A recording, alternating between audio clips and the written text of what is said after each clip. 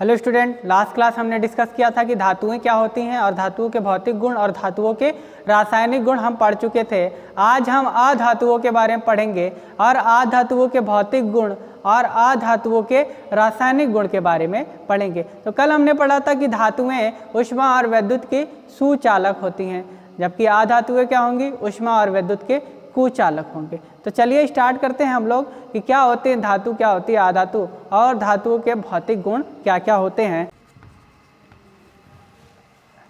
अधातु ऊष्मा और विद्युत के कुचालक होते हैं। धातु में चमक नहीं होती है, चमक नहीं होती है। अधातु चमकीले नहीं होते हैं, लेकिन इसमें एक एक्सेप्शन है आयोडीन को छोड़ करके। आयोडीन जो है एक अधातु है, लेकिन वो कैसा है, चमकीला है, आयोडीन को छोड़कर।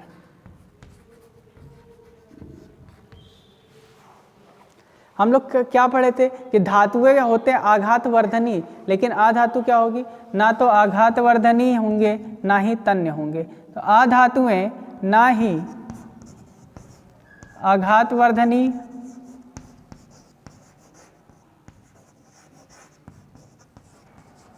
ना ही तन्य होते हैं। तो ना ही आघातवर्धनी होंगे ना ही तन्य होंगे, मतलब इनके अंदर तन्यता भी नहीं पाई जाएगी। अगर इनको पीटेंगे तो ये पतली चादर में नहीं परिवर्तित होते हैं, इन्हें खींचेंगे तो ये लंबे लंबे वायर में नहीं परिवर्तित होंगे।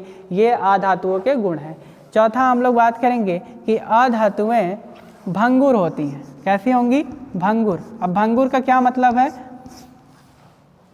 अगर किसी भी चीज़ को पीटें तो वो छोटे छोटे टुकड़ों में टूट जाए। जैसे कोयला है हमारे पास, कोयला क्या है, एक अधातु है। अगर हम कोयले को पीटेंगे तो वो छोटे छोटे टुकड़े में परिवर्तित हो जाता है। इसी तरह अगर हम सल्फ़र हमारा क्या है, अधातु है। अगर सल्फ़र को हम तोड़ेंगे तो वो छोटे छोटे टुकड़ों में परिवर्तित हो जाता है। तो अगर उसको पीटने से चादर में ना बदले, छोटे छोटे टुकड़ों में बदल जाए, तो ऐसी प्रॉपर्टी क्या कहलाएगी, भंगुरता कहलाएगी। इसको हम लोग बोलेंगे भंगुर। तो अधातुएं कैसी होती हैं, भंगुर होती हैं। चलो और देखते हैं पांचवा क्या होता है कि इनका जो गलनांक और क्वथनांक होगा, गलनांक एवं क्वथनांक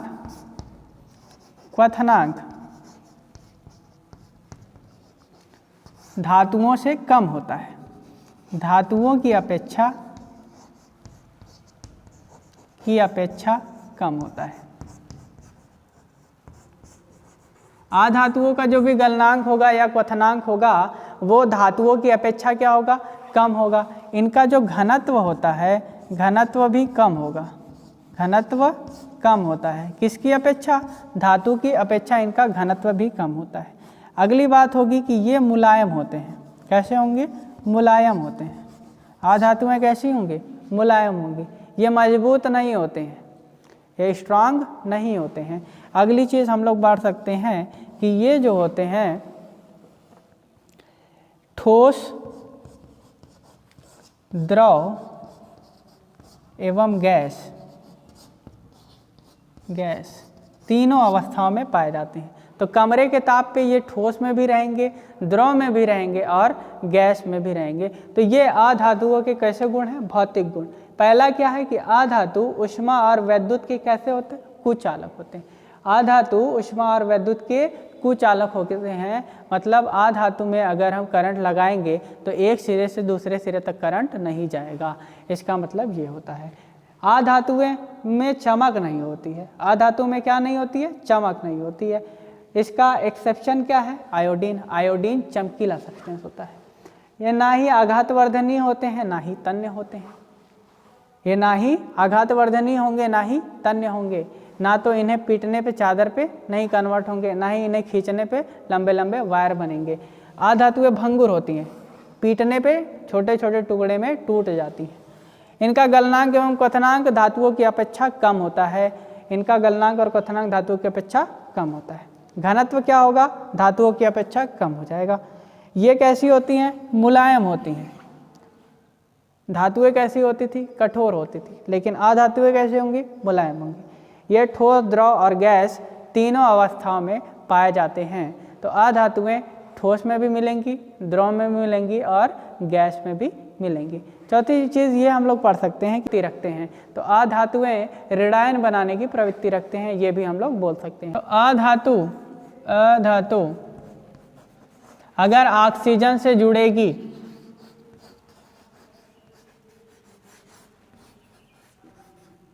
तो क्या बनाएगी? अधातु ऑक्साइड बनाएगी। धातु जुड़ रही थी तो कैसा बना रही थी? धातु ऑक्साइड। अधातु जुड़ेगी तो अधातु ऑक्साइड बनाएगी, अधातु ऑक्साइड।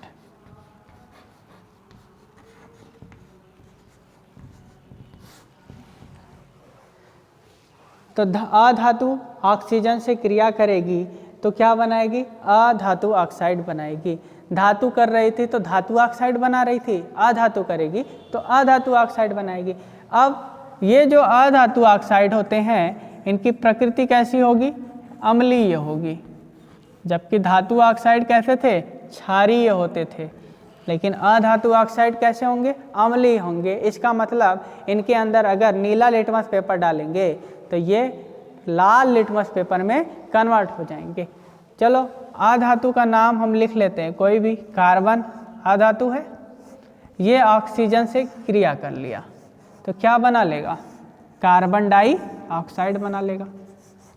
तो हम लोग क्या लिखेंगे? जैसे हमने हेडिंग लगा दिया अधातुओं के रासायनिक गुण। अब अधातुओं के रासायनिक गुण में हमारी पहली हेडिंग ऑक्सीजन से क्रिया या ऑक्सीजन से अभिक्रिया।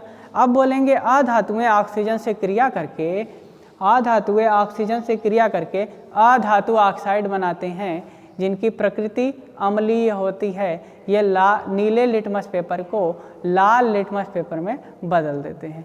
इतनी चीज़ लिखने के बाद हम लोग ये वाला इक्वेशन लिखेंगे, अधातु प्लस ऑक्सीजन और एरो लगाएंगे अधातु ऑक्साइड। इसके बाद हम एक एग्जाम्पल लिख देंगे कि जब कार्बन ऑक्सीजन से क्रिया करता है तो कार्बन डाइऑक्साइड बनता है। और ये जो कार्बन डाइऑक्साइड होते हैं अधातु ऑक्साइड, कुछ अधातु ऑक्साइड जल में विलेय होते हैं। जिस तरह से कुछ धातु ऑक्साइड जल में विलेय थे, उसी तरह अधातु ऑक्साइड भी जल में विलेय होते हैं और अधातु ऑक्साइड जल में घुल करके अम्ल का निर्माण करते हैं। क्या बनाएंगे? अम्ल बनाएंगे। तो चलिए देखते हैं कैसे ये अम्ल बनाता है। तो ये हमारे पास क्या है? अधातु ऑक्साइड हो गया। चलो और देख लेते हैं कि सल्फर क्या काम कर रहा है। सल्फर, और ये ऑक्सीजन से कर लिया क्रिया तो क्या बना लेगा? सल्फर डाइऑक्साइड बना लेगा। इसकी प्रकृति कैसी होगी? अम्लीय होगी, क्योंकि अधातु ऑक्साइड कैसे होते हैं? अम्लीय होते हैं। तो कार्बन डाइऑक्साइड की प्रकृति अम्लीय, सल्फर डाइऑक्साइड की प्रकृति अम्लीय। दूसरा स्टेप ये है कि ये जो अधातु ऑक्साइड बना, ये जल में क्या होता है? घुलनशील। जल में अगर इन्हें घोल दिया जाएगा, इसी को हम जल में क्या कर रहे हैं? घोल दे रहे हैं। तो अब ये क्या बना लेगा? थोड़ा ध्यान से देखना। तो ये बनाएगा अम्ल। यहाँ से हमारे पास अम्ल बनेगा H2CO3, जिसको हम लोग बोलते हैं कार्बोनिक अम्ल। कार्बोनिक अम्ल।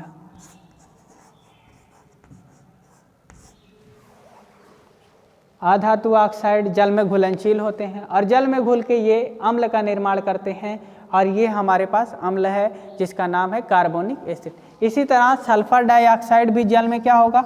घुलनशील। तो अगर हम इसे जल में घोल देंगे तो ये क्या निर्माण करेगा? देखो, सल्फ्यूरस एसिड H2SO3। इसका नाम क्या है? Sulphurous acid. Sulphurous acid.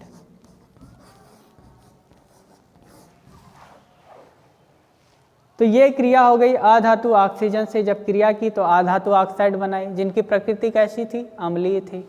अब कार्बन एक अधातु है, ऑक्सीजन से क्रिया करेगी तो क्या बनाएगी? कार्बन डाइऑक्साइड बनाएगी। कार्बन डाइऑक्साइड जल में होता है विलेय, और अगर जल में विलेय हो जाएगा तो क्या देगा? अम्ल देगा। यहाँ पे सल्फर है, ऑक्सीजन से क्रिया किया, सल्फर डाइऑक्साइड बनाया। और ये सल्फर डाइऑक्साइड जल में है विलेय, तो जल में विलेय होकर एक एसिड देता है जिसका नाम क्या हो गया? सल्फ्यूरस एसिड हो गया।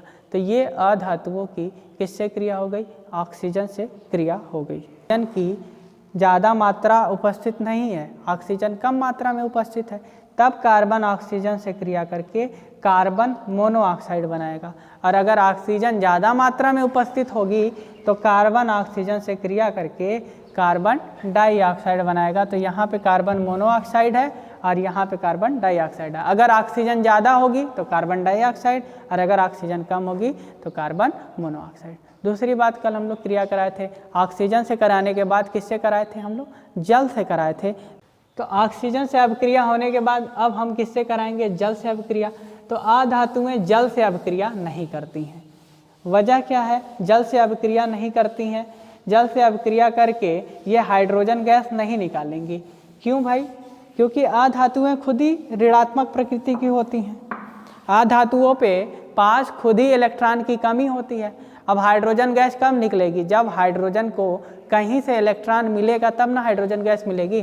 जैसे ये हमारे पास H+ है, अब इस H+ को कहीं से अगर इलेक्ट्रॉन मिलेगा तभी ना ये H+H2 गैस बनाएगा।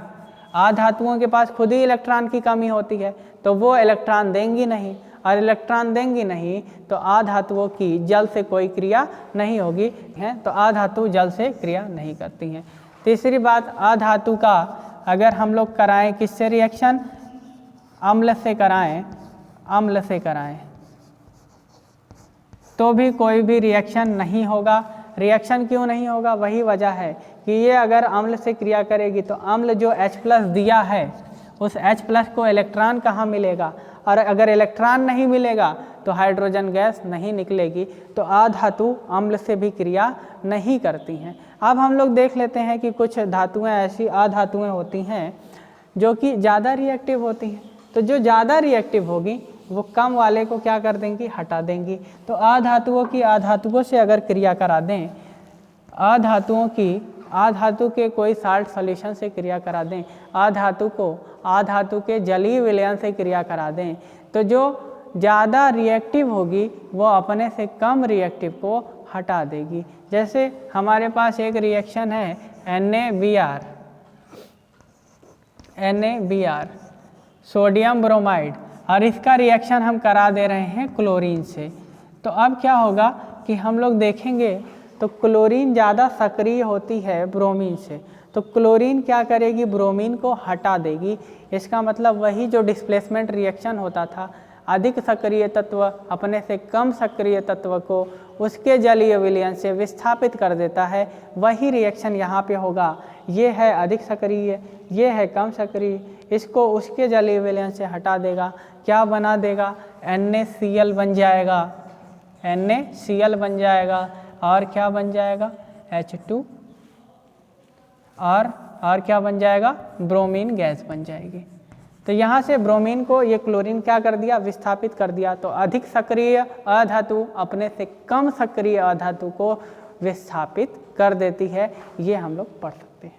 अधातुओं की क्लोरीन से क्रिया, क्लोरीन से अभिक्रिया।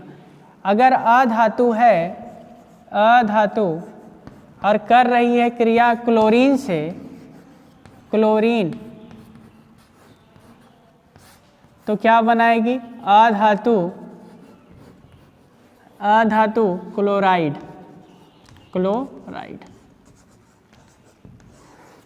चीज़ें सेम एकदम वही है जैसे धातु में था। धातु अगर क्लोरीन से कर रही थी तो धातु क्लोराइड बना रही थी। इसी तरह अधातु, जब अब लिखेंगे कैसे? जब कोई अधातु क्लोरीन से क्रिया करती है तो अधातु क्लोराइड बनाती है। जैसे एग्जाम्पल हमारा क्या है? अधातु हमारे पास क्या है? हाइड्रोजन, और ये हाइड्रोजन क्रिया कर ली क्लोरीन से तो क्या बना लेगी? HCl बना लेगी। इसको बोलते हैं हाइड्रोजन क्लोराइड।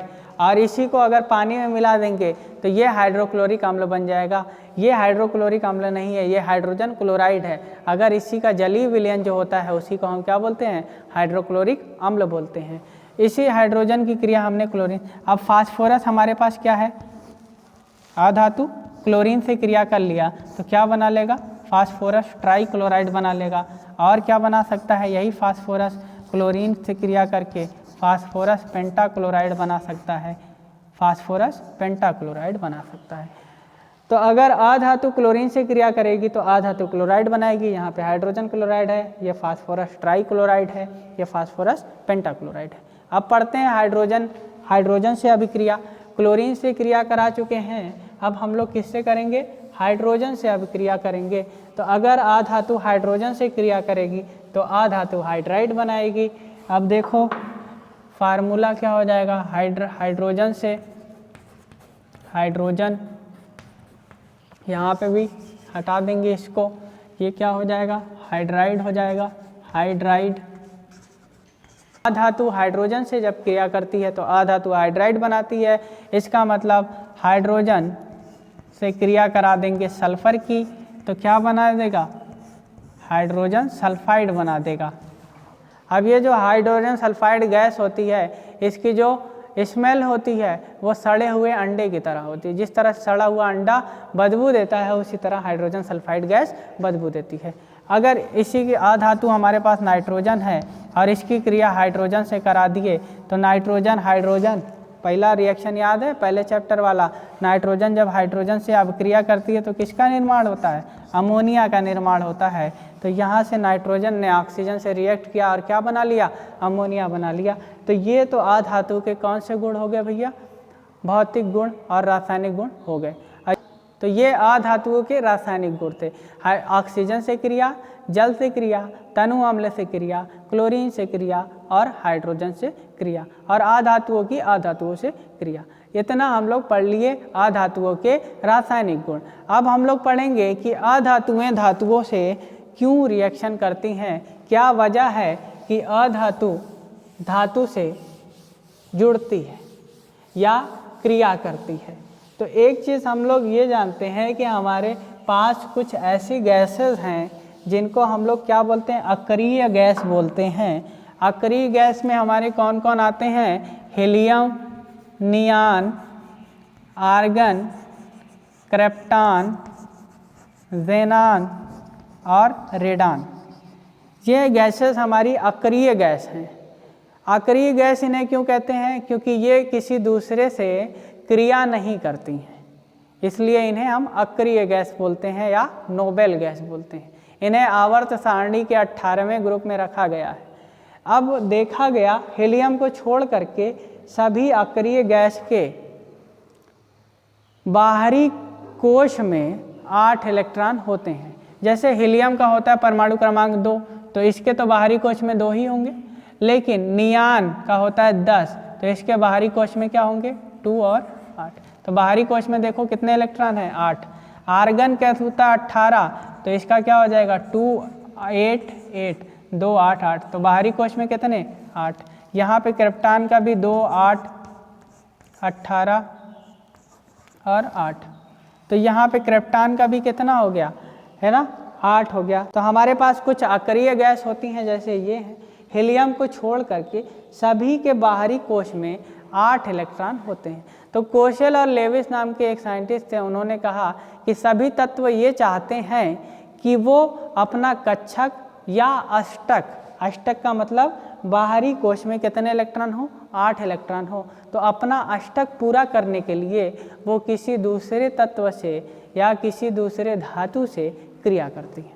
कोई भी धातु अधातु अपना कक्षक पूरा करने के लिए, अपना अष्टक पूरा करने के लिए किसी दूसरे से क्या करता है? क्रिया करता है। अब अगर क्रिया करेगा तो 2 तरीके से ये क्रिया कर सकता है। पहला तरीका ये है कि ये इलेक्ट्रॉनों का आदान प्रदान कर दे या लेन देन कर ले। लेन देन, लेन देन,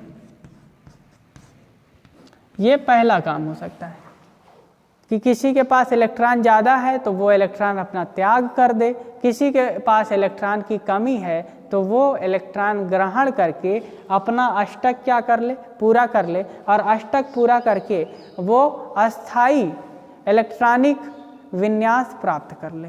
अस्थाई इलेक्ट्रॉनिक विन्यास प्राप्त करने के लिए ये अस्थाई इलेक्ट्रॉनिक विन्यास है।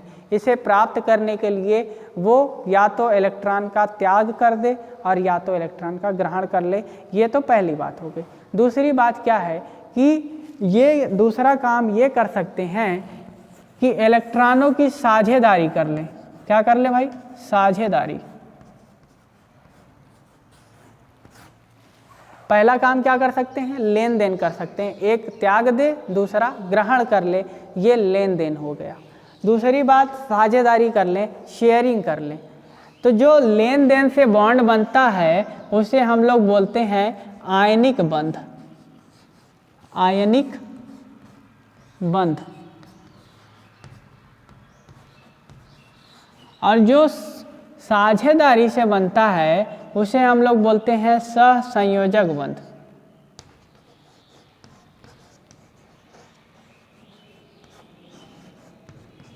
सहसंयोजक बंध।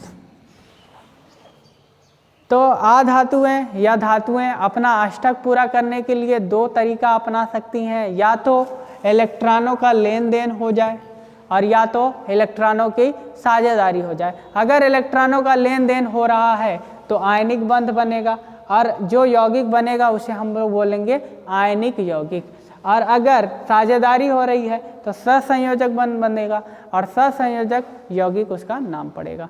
तो हम लोग देखते हैं कि किस तरह से साझेदारी होती है और किस तरह से लेन देन होता है। तो सबसे पहले हम लोग बात कर लेते हैं कि आयनिक बंध कैसे बनता है। आयनिक बंध कैसे बनता है, आयनिक बंध के बारे में डिटेल पढ़ लेंगे। आयनिक बंध,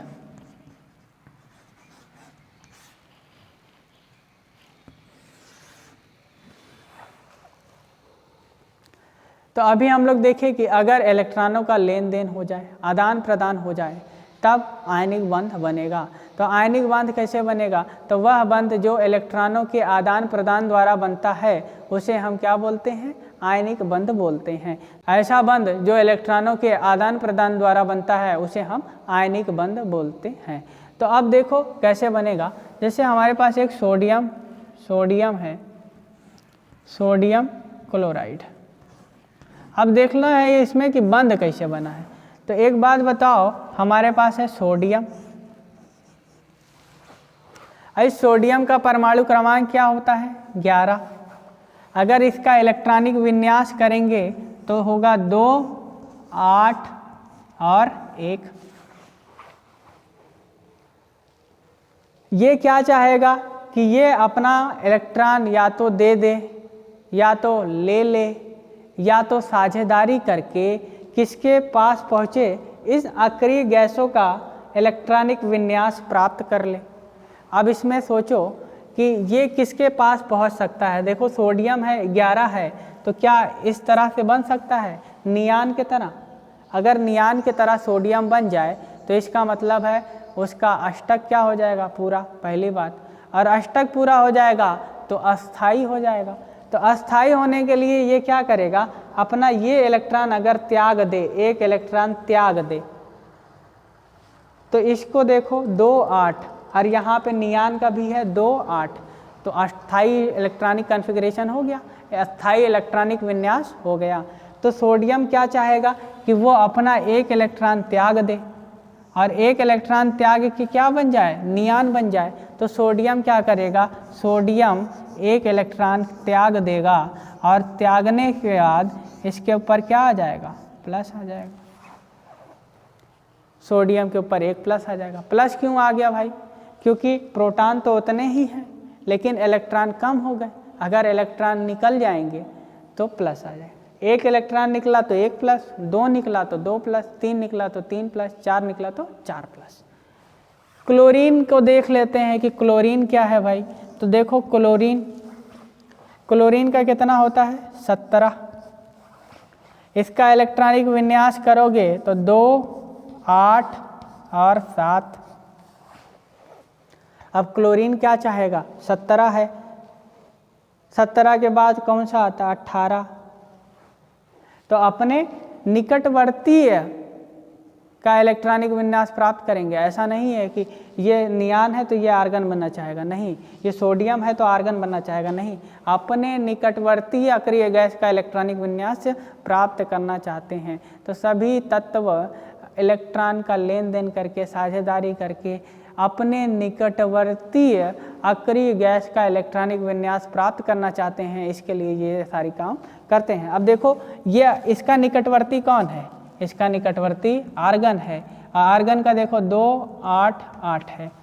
और इसका क्या है 2 8 7 है। इसका क्या मतलब है कि अगर कहीं से क्लोरीन को एक इलेक्ट्रॉन मिल जाए तो वो आर्गन के तरह अस्थाई बन सकता है। तो इसके लिए ये क्या करेगा, देखो क्लोरीन एक इलेक्ट्रॉन ग्रहण कर लिया और एक इलेक्ट्रॉन जैसे ही ग्रहण करेगा वैसे क्लोरीन के ऊपर कौन सा चार्ज आएगा, माइनस चार्ज आएगा, क्योंकि इलेक्ट्रॉन अगर ज़्यादा होगा तो माइनस चार्ज और इलेक्ट्रॉन अगर कम होगा तो प्लस चार्ज आता है।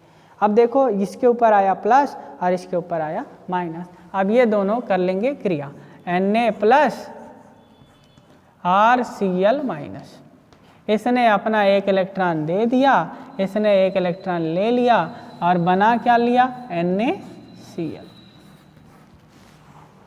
तो इस तरह से क्रिया हो गई। अब क्रिया और यहाँ से NaCl बन गया और ये बंध कैसा कहलाएगा, आयनिक बंध कहलाएगा। और ये यौगिक क्या कहलाएगा, आयनिक यौगिक कहलाएगा। ठीक है। इसी तरह अगर मैग्नीशियम क्लोराइड हमको बनाना है तो मैग्नीशियम का होता है Mg, इसका इलेक्ट्रॉनिक विन्यास 2 8 2। इसका निकटवर्ती कौन है, नियान ही है, आर्गन तो रहेगा नहीं। तो इसका निकटवर्ती अक्रिय गैस ये है नियान। क्या चाहेगा कि अपना 2 इलेक्ट्रॉन दे दे, 2 इलेक्ट्रॉन दे देगा तो कितना प्लस हो जाएगा, 2 प्लस हो जाएगा। तो अगर मैग्नीशियम का इलेक्ट्रॉन डॉट स्ट्रक्चर बनाएंगे तो इसके पास 2 इलेक्ट्रॉन है, मैग्नीशियम के पास कितने इलेक्ट्रॉन, 2 इलेक्ट्रॉन। सेम इसी तरह क्लोरीन का, तो क्लोरीन के पास कितने इलेक्ट्रॉन है, 7 इलेक्ट्रॉन होते हैं। अब ये क्या चाहेगा कि एक और ले ले कहीं से, लास्ट में 7 होते हैं ना लास्ट वाले में, तो एक चाहेगा। अगर एक इलेक्ट्रॉन, एक क्लोरीन एक इलेक्ट्रॉन चाह रहा है तो यहाँ पे 2 इलेक्ट्रॉन है तो कितना क्लोरीन लगाएंगे, 2 क्लोरीन लगाएंगे। तो 2 क्लोरीन 2 इलेक्ट्रॉन ले लेगा। अब क्या बना देगा, ये अपना दोनों इलेक्ट्रॉन दे देगा और दे देगा तो इसके ऊपर आ जाएगा प्लस, ये ले लेगा तो इसके ऊपर आ जाएगा माइनस, बन जाएगा क्या, MgCl2। कैसे बना, यहाँ पे Mg के ऊपर कौन सा चार्ज आया, 2 प्लस, और Cl के ऊपर क्या चार्ज आया, माइनस। लेकिन कितना Cl है, 2 Cl, तो Mg2 प्लस प्लस 2 Cl और एरो लगा के हम लोग क्या बना देंगे, MgCl2 बना देंगे। तो ये इलेक्ट्रॉनों के ट्रांसफ़र से बंध बना है। और अगर इलेक्ट्रॉनों के लेन देन से या तो इलेक्ट्रॉनों के आदान प्रदान से कोई भी बंध बनेगा तो उसे हम कौन सा बंध बोलेंगे, आयनिक बंध बोलेंगे। अब आयनिक बंध जिस सॉलिड में बनता है उसे हम लोग क्या नाम देते हैं, आयनिक ठोस नाम देते हैं। अब आयनिक ठोस के गुण भी पढ़ लेते हैं भैया थोड़ा सा, कि आयनिक ठोस किस तरह के होते हैं। तो आयनिक ठोस होते हैं वो कैसे होंगे, क्रिस्टलीय ठोस होंगे। इनका जो गलनांक और क्वथनांक होगा, गलनांक क्वथनांक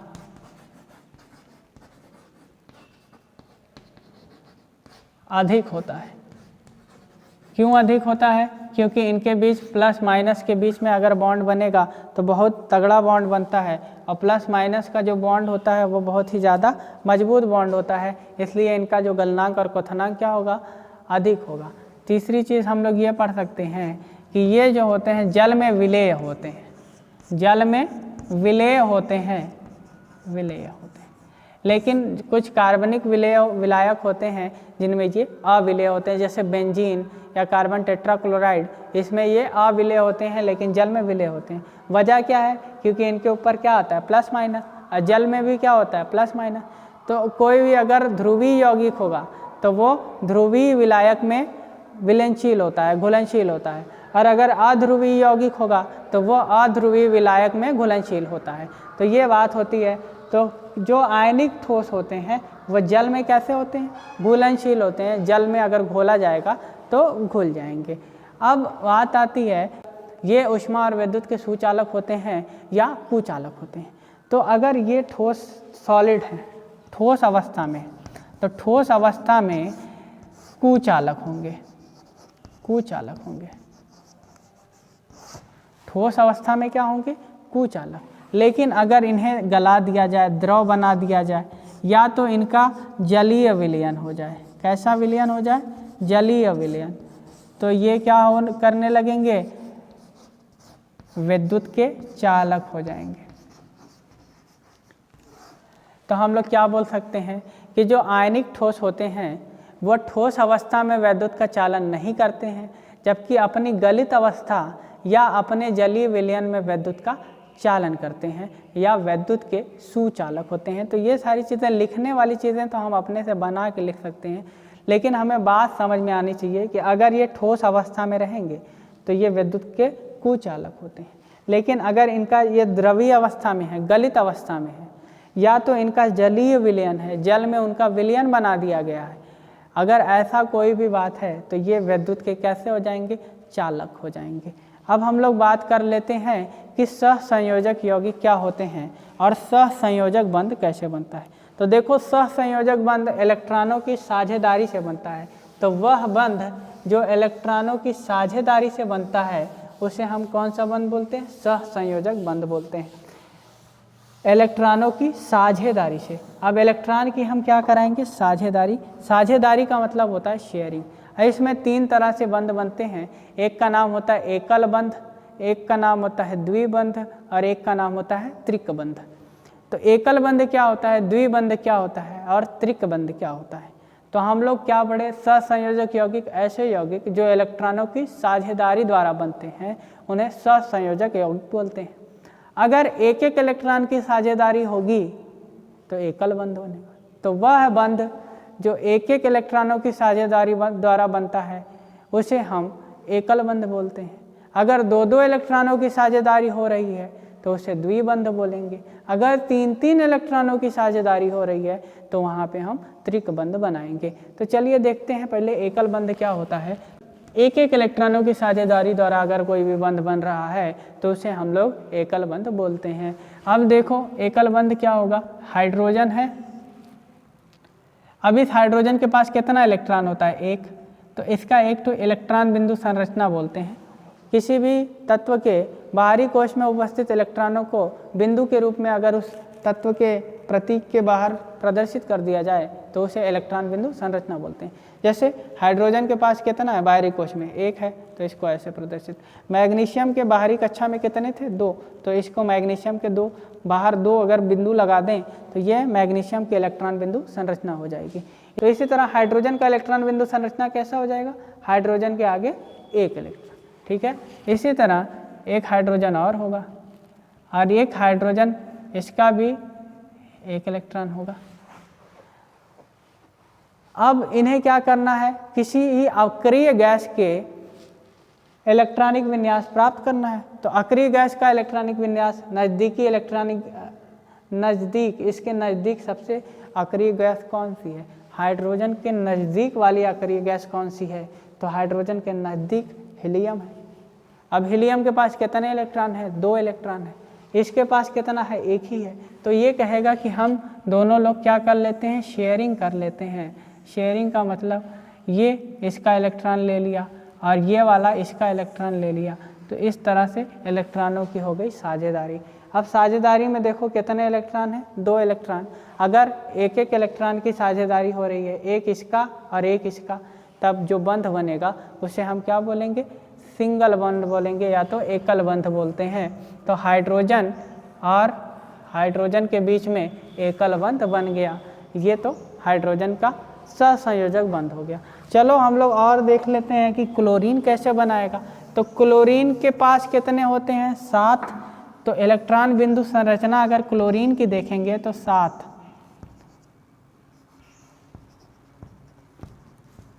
ये एक क्लोरीन का हो गया। इसी तरह एक दूसरा भी क्लोरीन होगा जिसके कितने होंगे, 7 होंगे, 7 होंगे। अब ये क्लोरीन 7, 7, 14, ये क्या चाहेगा कि ये 7 जो हैं ये क्या हो जाएं, 8 हो जाएं, क्योंकि इनका अष्टक पूरा करना है। तो अष्टक पूरा करने के लिए है 7 ही, अगर एक और कहीं से मिल जाता तो 8 हो जाते। तो ये क्या करेगा, इस क्लोरीन के एक साझेदारी कर लेगा और ये वाला क्लोरीन इस वाले क्लोरीन के एक से साझेदारी कर लेगा। तो इसका एक एक देखो, इस ब्रैकेट के बीच में एक एक इलेक्ट्रॉन की साझेदारी, और इसके पास भी हो गया 8 और इसके पास भी हो गया 8। अब ये 8 हो गए, ये 8 हो गए, तो बॉन्ड कैसा बना, देखो एक एक की साझेदारी तो सिंगल बॉन्ड बनेगा, मतलब Cl सिंगल बॉन्ड Cl। इसी तरह मीथेन में भी बॉन्ड बनता है CH4, इसमें भी सिंगल बॉन्ड बनता है। देख लो कैसे बनता है, यहाँ पे कार्बन के पास कितने हैं, 4, तो 4, कार्बन के बाहरी कक्षा में 4 इलेक्ट्रॉन होते हैं, तो 4 लिख दिए हम। हाइड्रोजन के पास 1, इस हाइड्रोजन के पास 1, इस हाइड्रोजन के पास 1, और इस हाइड्रोजन के पास भी कितना होगा 1। अब ये 1-1 की साझेदारी, यहाँ पे भी 1-1 की साझेदारी, यहाँ पे भी 1-1 की साझेदारी, यहाँ पे भी 1-1 की साझेदारी। अब ये कितने की साझेदारी हो गई हमारी, टोटल 1-1 की साझेदारी हो गई। ये कार्बन के पास इस सब की साझेदारी कर लेगा, देखो साझेदारी हो रही है ना, ये यहाँ से। अब क्या बन गया हमारे पास, कार्बन 1-1 की साझेदारी तो एकल बंध, फिर 1-1 की साझेदारी यहाँ पे भी है तो एकल बंध, 1-1 की साझेदारी यहाँ पर भी है तो एकल बंध, 1-1 की साझेदारी यहाँ पर भी है तो एकल बंध। तो इस तरह से हमारे पास एक स्ट्रक्चर आ जाता है, और ये होता है एकल बंध। बात आती है कि द्विबंध क्या होता है, तो चलो द्विबंध के बारे में पढ़ लेते हैं कि अगर 2-2 इलेक्ट्रॉन की साझेदारी हो रही है तब हम क्या बोलेंगे, द्विबंध बन रहा है। तो वह बंध जो 2-2 इलेक्ट्रॉन की साझेदारी द्वारा बनता है उसे हम क्या बोलते हैं, द्विबंध बोलते हैं। अब देखो ऑक्सीजन है हमारे पास, अब ऑक्सीजन का कितना होता है, 8 परमाणु क्रमांक। इलेक्ट्रॉनिक विन्यास करेंगे तो 2 और 6 आएगा, मतलब इसकी इलेक्ट्रॉन बिंदु संरचना बनाएंगे तो हमें कितना इलेक्ट्रॉन दिखाना होगा, 6 इलेक्ट्रॉन। तो 2, 4 और 6 हो गए। कमी कितने की है, अष्टक पूरा करने के लिए 2 की कमी है। अष्टक कब पूरा होगा, जब इसके पास कितने हो जाएं, 8 हो जाएं, लेकिन है कितने, 6, तो इसको कितना चाहिए, 2 चाहिए। तो 2 कैसे लेगा देख लेना, या ऑक्सीजन इसके पास भी कितने रहेंगे, 6 ही रहेंगे, 2 की इसके पास भी कमी होगी। अब ये कहेगा कि भैया 2 हमारे पास कमी है, तुम अपना 2 हमको दे देते तो हमारे पास 8 हो जाता। ये बोलेगा हमारे पास भी 2 की कमी है, तुम अपना 2 हमको दे देते तो हमारी भी पूरी हो जाती। तो इसके लिए ये क्या करेगा, साझेदारी कर लेंगे 2 की, और यहाँ से भी 2 की। तो देखो अब यहाँ पे कितने कितने इलेक्ट्रॉन की साझेदारी हो गई, 2 इलेक्ट्रॉन इसका, 2 इलेक्ट्रॉन इसका, तो 2 इलेक्ट्रॉन की साझेदारी होगी। तो बॉन्ड कौन सा बनेगा, डबल बंध या द्विबंध बोलते हैं जिसको। तो ऑक्सीजन डबल बॉन्ड ऑक्सीजन, इस तरह का स्ट्रक्चर बन जाएगा। ठीक है, इसी तरह से अगर हम एथीन में देखें तो यहाँ पे भी डबल बॉन्ड बनता है, C डबल बॉन्ड C, और इससे जुड़ा होता है H और H। इसको भी करके देख लेना घर पे। कार्बन C2H4 में हमें कैसा बॉन्ड बनाना होगा, एक डबल बॉन्ड बनाना पड़ेगा, तभी साझेदारी होगी। अब चलते हैं त्रिकबंध पढ़ लेते हैं, वीडियो बहुत लंबी हो जाएगी, इसके लिए त्रिकबंध पढ़ लेते हैं कि त्रिकबंध कैसे बनता है। तो अगर 3-3 इलेक्ट्रॉनों की साझेदारी हो रही है तो त्रिकबंध बनता है। अब देखो नाइट्रोजन है हमारे पास, इसका उदाहरण, नाइट्रोजन का कितना होता है परमाणु क्रमांक 7। अगर इसका इलेक्ट्रॉनिक विन्यास करेंगे तो 2 और 5 आएगा। मतलब अगर नाइट्रोजन की इलेक्ट्रॉन बिंदु संरचना बनानी है तो इसका मतलब ये है कि हमें 5 इलेक्ट्रॉन दिखाने पड़ेंगे, 5 बिंदु बनाना पड़ेगा। अब 5 होता है, चाहिए कितना, 8 चाहिए। 8 करने के लिए क्या करना पड़ेगा, 3 लेना पड़ेगा। 3 कहाँ से लेगा, किसी दूसरे नाइट्रोजन के पास 3 और होगा, इसके पास भी 5 है। अब ये बोलेगा तुम अपना 3 हमको दे दो, हमारे पास 8 हो जाएगा। ये बोलेगा तुम अपना 3 हमको दे दो, हमारे पास 8 हो जाएगा। तो ये क्या कर लिए, साझेदारी कर लिए। साझेदारी का मतलब सबके बराबर बराबर, लेकिन काम दोनों के आएंगे। ठीक है, अब ये साझेदारी हुई, देखो यहाँ पे कितने इलेक्ट्रॉन है, 3, इसके पास भी 3। अगर 3-3 की साझेदारी हो रही है तो बॉन्ड कैसा बनेगा, ट्रिपल बॉन्ड बनेगा, माने त्रिकबंध बनेगा, N ट्रिपल बॉन्ड है N। इस तरह का स्ट्रक्चर आता है। एक चीज़ और बनती है कि अगर हम लोग एथाइन में बनाए C2H2 में, तो भी हमारे पास कौन सा बॉन्ड बनता है, ट्रिपल बॉन्ड बनता है। इसको तुम लोग करके देख लेना कि किस तरह से बनता है। बनेगा कुछ इस तरह से कि कार्बन के बीच में कार्बन से 3 बॉन्ड, और इधर 1 बॉन्ड, और इधर हाइड्रोजन से 1-1 बॉन्ड हम लोग लगा देंगे। तो इस तरह से हमारा बॉन्ड बन जाता है। हमें करना क्या है कि अष्टक पूरा करना है। अष्टक का मतलब 8 इलेक्ट्रॉन की पूर्ति करना है। अब ये 8 इलेक्ट्रॉन हम या तो साझेदारी से पूरा कर लें, या तो लेन देन करके पूरा कर लें, या तो इलेक्ट्रॉनों का ग्रहण करके पूरा करें, या तो इलेक्ट्रॉनों का त्याग करके पूरा करें, और या तो इलेक्ट्रॉनों की साझेदारी द्वारा पूरा करें। हमें कितना इलेक्ट्रॉन करना है, 8 इलेक्ट्रॉन करना है अपने अष्टक में। बस एक्सेप्शन क्या है, ये छोटी धातुएं जिनका हीलियम के करीब होंगी तो उन्हें 2 पूरा करना होता है, और 2 पूरा करने के लिए वो तो या तो ग्रहण करें या तो त्याग करें। तो ये चीज़ें ख़त्म हो गई कि धातुएं अधातुएं क्यों क्रिया करती हैं। तो इस चैप्टर में हम लोग आज अधातुओं के भौतिक गुण, अधातुओं के रासायनिक गुण के बारे में पढ़े। इसके बाद हमने पढ़ा कि अधातुएं धातुओं से क्रिया क्यों करती हैं। तो अधातुएं धातुओं से क्रिया इसलिए करती हैं कि वह चाहती हैं कि उनका अष्टक क्या हो जाए, पूर्ण हो जाए, और वो अस्थाई इलेक्ट्रॉनिक विन्यास प्राप्त कर ले, इसकी वजह से वो क्रिया करती हैं। तो इतनी चीज़ें हम लोग पढ़ लिए। कल का जो क्लास होगा, इस क्लास में हम लोग धातुओं का निष्कर्षण पढ़ेंगे कि धातुएं किस तरह से निकाली जाती हैं और उनका शोधन किन किन विधियों द्वारा किया जाता है। तो इतनी चीज़ें हम लोग कल की क्लास में पढ़ेंगे। आज की क्लास को बराबर से देखो एकदम अच्छे से। अगर कुछ भी समझ में नहीं आ रहा है तो उसे फिर से कमेंट करके पूछ सकते हो।